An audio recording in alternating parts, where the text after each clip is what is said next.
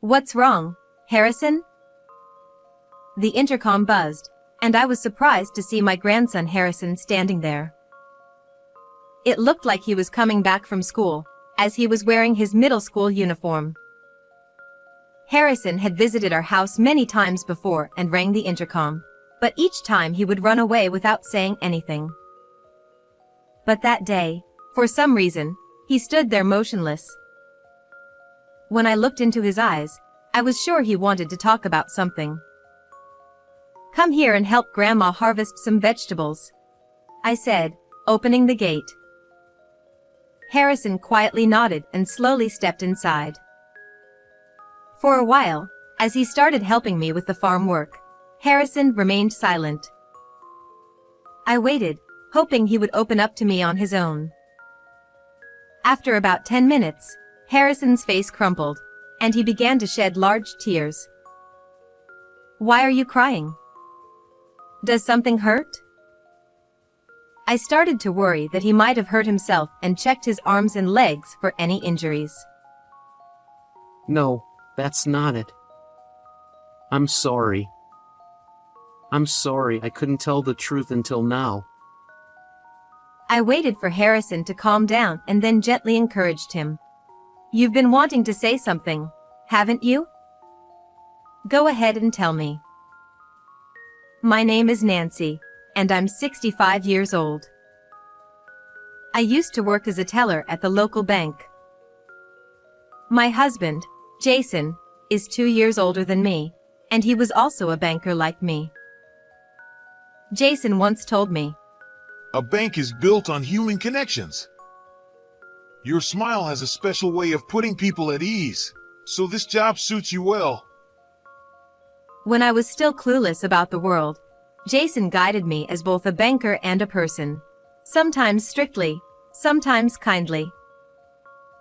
I was drawn to his genuine kindness, the way he treated everyone with a warm smile, regardless of who they were. Jason was highly trusted at the bank, and eventually, he rose to the position of branch manager. Nancy, we've got some fine eggplants again this year. Jason said. And these tomatoes are still small, but they're growing shiny and cute, I replied. After we retired from the bank, we began living modestly, tending a small vegetable garden in our yard as a hobby. At the end of May, our only son, John, who had already moved out and started his own family, came to visit with his wife and our grandchild. After graduating from university, John joined a company in the city, and 5 years later, he brought his fiancée, Amy, to meet us. But after that, all we received was a postcard announcing the birth of our grandchild, and then nothing for 15 years. What have you been doing? Not even showing your face at New Year's or Christmas? You couldn't even pick up the phone once in a while? Jason's voice, strengthened by years of diaphragmatic breathing as a branch manager, echoed through the small entrance of our traditional Japanese house. I'm sorry, Dad. I was too busy with work to stay in touch. John replied. Jason, calm down. You're making Amy uncomfortable, I said with a wry smile, trying to soothe Jason, who was speaking excitedly. When Jason gets too happy, his words can become harsh, and people who don't know him might mistake it for anger. It's been a long time, Amy. I'm glad to see you're doing well, I said. It's been too long. I'm sorry we haven't been in touch, Amy replied. She was a bit thinner than when we last saw her 15 years ago, but her bright smile was still the same. Standing beside her, carrying her bags, was a boy who looked to be about middle school age. I smiled at him. You must be Harrison. It's nice to meet you. I'm your grandmother, I said. Harrison, looking a little shy, simply bowed his head and said nothing. Even so, I couldn't contain my joy at meeting my grandson, so I kept talking. I've only seen pictures of you as a baby, but now that I see you in person, you look just like John did when he was young. How old are you? Harrison is 14 now. He'll be taller than me soon. John said, standing next to Harrison. That night, we gathered around the dinner table with our son and his family for the first time in 15 years. Back then, Harrison was still in Amy's belly. I made too many side dishes for Harrison, so feel free to have seconds of rice too, I said, but Harrison only gave a faint smile and didn't say anything in response. Come to think of it, neither John nor Amy had said much since they arrived. They exchanged only a few polite greetings but didn't share anything about what had been going on in their lives. Hey, John. Now that you're back home, why not relax a bit like you did when you were a kid? Harrison won't be able to unwind if you're all tense like this, I joked, trying to lighten the mood. John and Amy exchanged glances and then nodded at each other. Mom, we weren't sure if we should ask, but the truth is, both Amy and I are currently out of work. John said. What? No work at all? Why? I was stunned by the sudden confession and exchanged a worried look with Jason. We both worked at the same company, but things got complicated, and we got tired of the office politics. So, we decided to quit and look for new jobs, but we haven't found anything yet. I hate to ask, but could we come here for dinner a few times a week? Amy's a great cook, and I can help out with cleaning or anything else. John said, bowing deeply with Amy, both pressing their foreheads to the tatami floor in a plea. Of course, I should have been happy to see my son's family and my grandson every day, but... Lift your heads. But more importantly, do you have any job prospects? Harrison's in middle school now, right? You'll need money for his school fees and exams and everything else. Isn't that enough? Jason interrupted me, gently smiling as he tried to stop my anxious outburst. They must have their reasons, He said, turning his gaze toward our son and his wife. Like Nancy, I can't say I'm entirely optimistic about your situation. But when family is in need, it's our duty to help. You're welcome to come for meals whenever you need. Jason said kindly, then turned to me. Isn't that right, Nancy? If you say so, I replied. It would be a lie to say all my worries vanished, but I decided to follow Jason's judgment. With Jason's approval, our son's family started visiting us 2 or 3 times a week from that day on. During the day, John and Amy seemed to be juggling part-time jobs while searching for something more permanent. Seeing John sighing as he looked at his bills from a bank made me want to reach out and help in any way I could. Are you managing okay? If it's too hard, don't hesitate to move in with us, I offered. There's no need to worry, Mom. We'll keep trying a little longer. John replied with a smile. I decided to trust his words. By mid-June, the rainy season was in full swing, with heavy rain falling day after day. Are you leaving early tomorrow? The rain seems to be getting stronger. If you have time, why don't you stay over? Jason suggested. John hesitated, saying, We wouldn't want to impose. but exchanged a glance with Amy and then replied more modestly. If it's no trouble for you, we would appreciate it. And so, John's family started staying overnight at our house. Whenever Harrison visited, he always kept his head down and didn't say a word. Harrison, is something bothering you? I asked him one day, but before he could respond, John jumped in. Yeah, Harrison had a bad test recently and got scolded by his teacher. It really brought him down. John said. I see. So you must have inherited that struggle with studying from John. Sorry, Harrison. It's all your dad's fault that your grades aren't great. Which means it's my fault. Jason joked. Harrison nodded slightly, but I couldn't shake the feeling that he was just trying to be polite for John's sake. Around this time, Harrison began visiting our house almost daily, even on days when he wasn't staying over. He would ring the intercom and then stand there for a while, silently watching us through the window. But when I'd call out, "Come in," he would look startled and dash off to the bus stop as if he were fleeing. Since he was always in his school uniform, it must have been on his way home from school. "What's going on with Harrison?"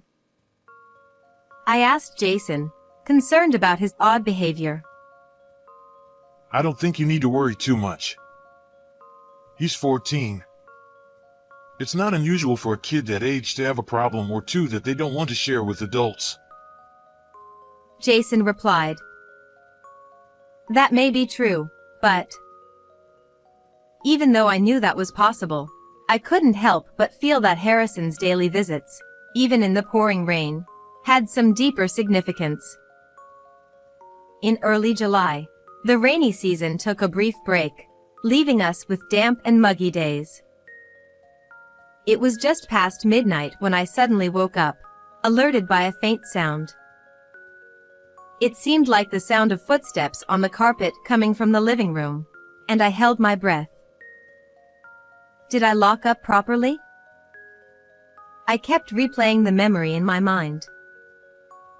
Every night before bed, I would check the locks first, and then Jason would double-check the same spots as a precaution. Even if I had missed something, meticulous Jason would never overlook it. I reached for my smartphone by my bedside and, clutching it tightly, cautiously opened the door to the living room. Using the faint light from my phone, I scanned every corner of the room, but nothing seemed out of place. Maybe it was just my imagination, I thought. Jason, who had been sleeping beside me, woke up too and asked, What's wrong? I thought I heard something, but it seems like it was nothing, I replied. I definitely locked up. But if you want, we can check again. Jason offered. We wouldn't want to wake John and the others with all this noise. Let's just go back to bed, I suggested. Neither of us thought much of it, so we returned to the bedroom and went back to sleep. I don't know how much time had passed when I was awakened again, this time by hurried footsteps and voices from John and his wife. Hey! Hurry up! John shouted. Harrison, forget about washing your face. Just grab your things and put on your shoes. Amy urged. The sudden commotion jolted me fully awake. The sky outside was pitch dark, with not even a hint of moonlight seeping through the curtains. I slipped out of bed and made my way to the living room, where John and Amy were rushing around. It was just after 4 a.m. You're up early. What's the rush at this hour? I asked. John jumped, startled, and dropped the Boston bag he was holding. The bag landed with a heavy thud, its contents clearly weighing it down. Mom, why are you up so early? John asked, trying to sound casual. I could ask you the same thing. And what's in that bag? I replied. John quickly picked up the bag and hid it behind his back. It's nothing. Just some important work stuff. He said hastily. That's right. Nothing for you to worry about, Nancy. Amy added, laughing a bit too loudly. Work. What? Did you find a new job? I asked, confused. Yes, that's right. I just got a call from, a college friend.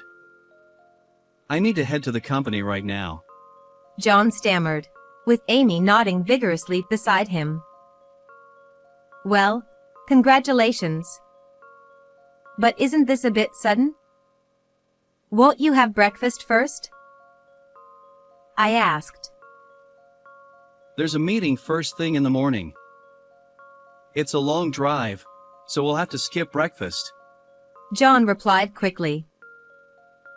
At that moment, Jason came into the room. This is all happening fast. Are you sure this company is trustworthy? Jason asked, reverting to his old branch manager's concerned tone. Dad, you've always been such a worrywart. It's fine, really. The company is run by a college friend, and everyone there is kind and trustworthy. There's nothing to worry about. John said. Well then, I suppose it's not my place to interfere. Jason said, nodding in agreement. John also nodded, visibly relieved. Anyway, we should get going. John said, as he and Amy made a move toward the front door. But for some reason, Harrison seemed glued to the spot, refusing to move from the entrance. What are you doing? Let's go! John grabbed Harrison's arm and forcibly dragged him outside. Does Harrison really need to go? With summer vacation coming up, he could stay with us. I offered. Amy replied, We appreciate your kindness, Nancy, but we really can't impose on you any further. Thank you, though. Ignoring my attempt to stop her, Amy took the bag from John and headed to the car. John, meanwhile, pulled Harrison's arm firmly and scolded him. Enough of this nonsense. All we could do was watch helplessly as they drove away. Jason said, Well, at least John's got a job now. All we can do is support them. That's true, but... Unlike Jason, who was genuinely supportive, I couldn't help but worry about Harrison. His behavior just didn't sit right with me. 3 days later, in the afternoon, I was sweating as I harvested summer vegetables from the garden, as I usually did. After about an hour of work, I took a break in the living room, sipping some juice when the doorbell rang. I thought it might be a delivery, so I opened the door, and there stood Harrison, who was supposed to have left with his parents. Harrison, what's going on? I asked, trying to contain my surprise and happiness. Normally, Harrison would run off to the bus stop the moment I spoke to him, but today, he just stood there, not moving an inch. What's wrong? Why don't you come inside? I asked, noticing that he seemed to want to say something. Would you like to come and help Grandma with the vegetable harvest? Is that okay? I suggested, trying to coax him in. Harrison seemed to hesitate, looking back at me silently, unsure whether to enter. Your grandpa's out at a neighborhood meeting, so if you could help me instead, I'd really appreciate it. I added, opening the gate and beckoning him in. Finally, Harrison nodded quietly and walked inside. For a while, as he helped me in the garden, Harrison remained silent, and I patiently waited for him to open up on his own. About 10 minutes later, I noticed a black snake slithering near Harrison's feet. The snake had already coiled, ready to strike, but Harrison hadn't noticed it yet. "Harrison! Watch out!" I shouted instinctively, pushing him aside. The snake lunged and bit into my arm instead.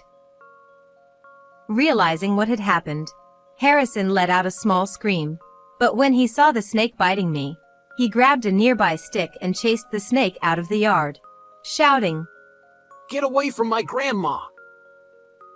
Harrison was about to continue chasing the snake, but I stopped him, saying, "Thank you, that's enough." That snake must have been startled, thinking it was about to be stepped on. I added, trying to ease Harrison's anxiety with a smile. But Grandma, it bit you.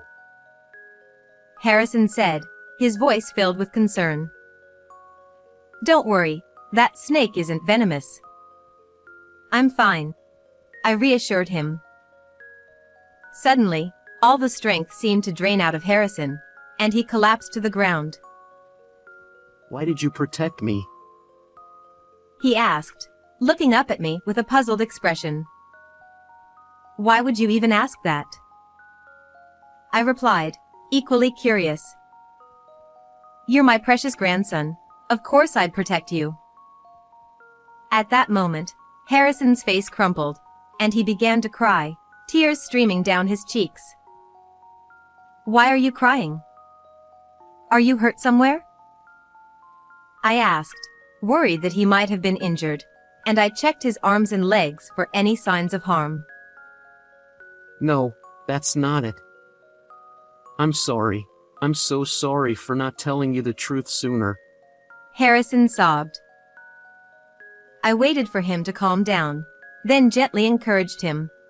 "You've been wanting to say something, haven't you? Go ahead, tell me." Harrison took a deep breath and said, Mom and Dad made me promise not to say anything.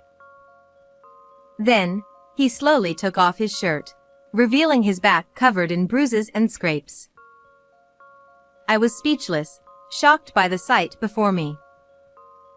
"Did John do this to you?" I asked softly. Harrison nodded and began to tell me everything. After losing their jobs, my son and his wife had fallen into gambling. On the days when things didn't go well, they would take their frustrations out on Harrison.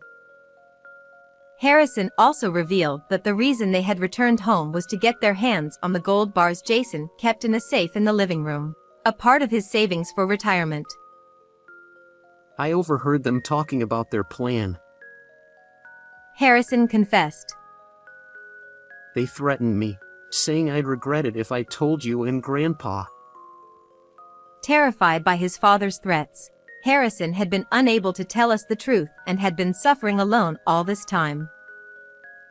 Once they discovered the safe's code, my son and his wife packed the gold bars into a bag, converted them to cash the same day, and left for a trip to Hawaii, abandoning Harrison. "You were so brave to tell me all this," I said, pulling Harrison into a tight hug as he cried in frustration and sorrow. An hour later, I told Jason about everything when he returned from the neighborhood meeting.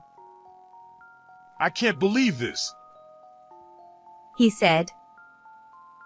Though Jason seemed to understand what I was saying, his desire to believe in our son was stronger. "It's the truth. The gold bars are gone," I insisted. Jason quickly went to the living room, opened the safe, and checked inside. "No! But that doesn't mean it was them. Maybe someone broke in from the outside." "Yes! You mentioned something about hearing strange noises that night, didn't you?" Jason was still trying to convince himself of John's innocence. "But you made sure all the doors were locked that night, didn't you? And besides..."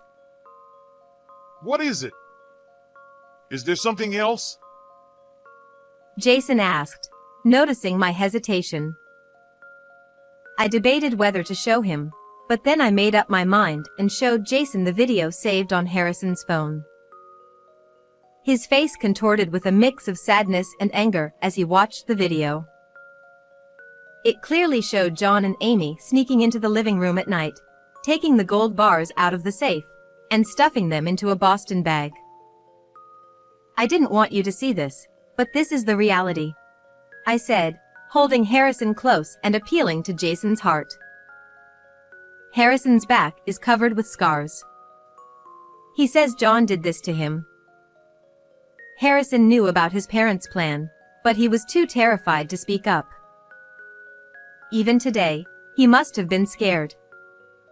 Yet, he found the courage to tell us the truth. We can't turn a blind eye to his bravery. The one who's suffering the most isn't me or you, it's Harrison. Jason quietly looked down at Harrison's face, then gently patted his head. It must have been so hard for you. So painful. I see now. Grandpa was wrong. I was wrong. Harrison, please forgive me. Jason said, shaking his head vigorously to dispel his sadness, which quickly turned into an expression of anger. A week later, Jason and I visited the apartment where our son's family was living, guided by Harrison. They're supposed to return today, right? I asked for confirmation, and Harrison answered clearly, yes. There's nothing in the fridge. What kind of life were they living? Jason said, checking the kitchen. According to Harrison, they left just enough money for 10 days of food before going on their trip. Soon, we heard a familiar car engine stop in the parking lot. The sound of footsteps echoed up the stairs, followed by the laughter of John and Amy, getting closer. The front door slowly opened, revealing John and Amy, their skin sun-kissed from the trip. Did you enjoy the trip? Jason asked. Their laughter vanished in an instant. Dad! What are you doing here? John exclaimed. They had never told us their current address. When John spotted Harrison hiding behind me, he glared at him. Harrison! Did you tell them? You traitor! He stormed in with his shoes on, aiming for Harrison. Just as John was about to grab Harrison, Jason stepped in, blocking his path, and twisted John's thin, frail arm. Ow! Ow! Ow! I wasn't gonna do anything! Let me go! John whined. Good thing I learned some self-defense back in my bank days. Jason said, easing his grip. John, now weak and gaunt, collapsed onto the floor. How does it feel to go on a trip with stolen money? Jason asked. Stolen? What are you talking about? John tried to play dumb, but Jason cut him off, showing him the video Harrison had secretly recorded, capturing their crime. Your goal from the start was those gold bars, wasn't it? Jason said. Damn you! Harrison! You know what's going to happen to you later, don't you? Amy shouted, making Harrison flinch. So that's how you've been hurting this boy all this time. But it ends today. You're going to tell us everything. Jason demanded, his glare silencing John. Defeated, John began to confess. Both John and Amy had a love for gambling. At first, they claimed it was just a way to blow off some steam, spending within their allowances. But after one big win, they couldn't stop, and before they knew it, they were drowning in debt. I started misusing my position in accounting and took money from the company. When they found out, I was fired. We had no choice. John admitted. No choice? The problem started when you got hooked on gambling in the first place. You should have been more responsible as a parent. Jason scolded, leaving them with nothing to say. Dad, please! We'll change. We'll work hard from now on. Just please don't report us to the police. John begged, falling to his knees, with Amy quickly following suit. Jason looked at me, then at Harrison. What do you want, Harrison? Jason asked.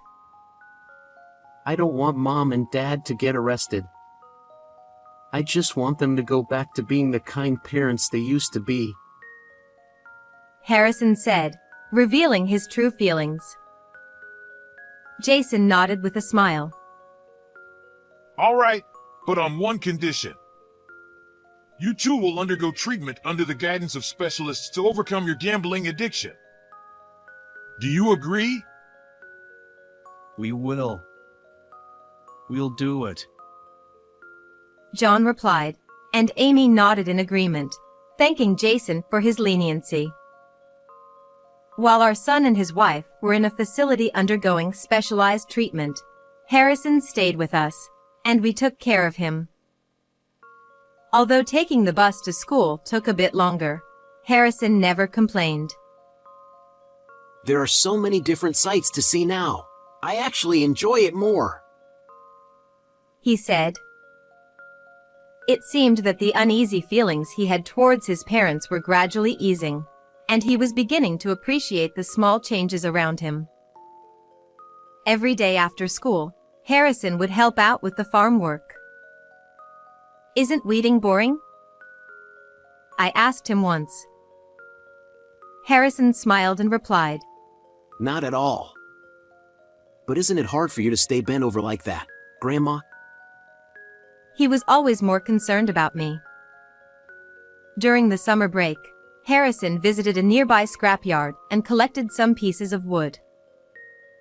Skillfully, he crafted a small stool for me to make my farm work a bit easier. Thank you, Harrison. This makes things so much easier for me. I'm glad. I'll make something even better next time. He said with enthusiasm.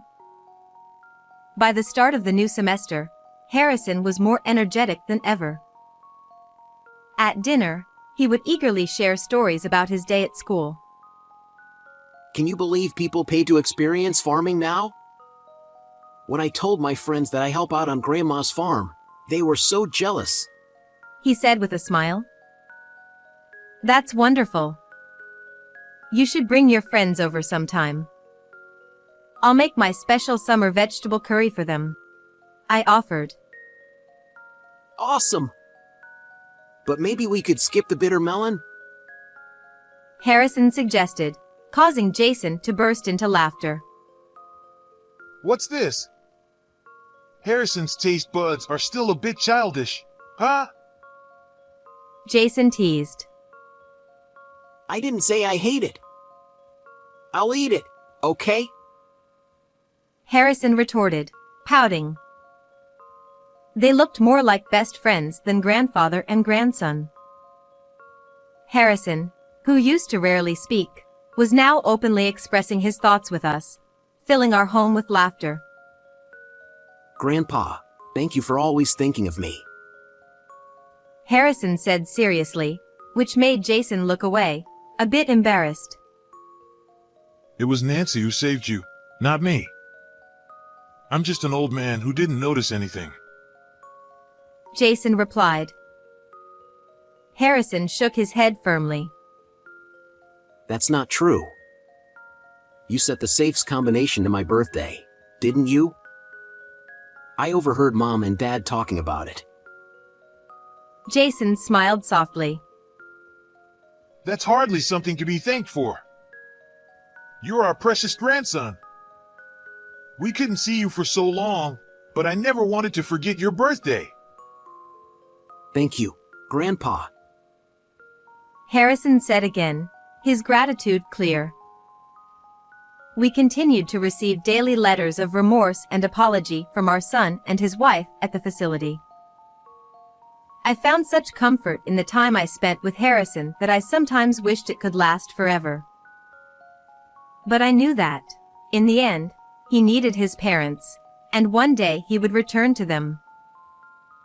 Perhaps, once John and Amy completed their treatment and overcame their addictions, we could all go on a family trip together.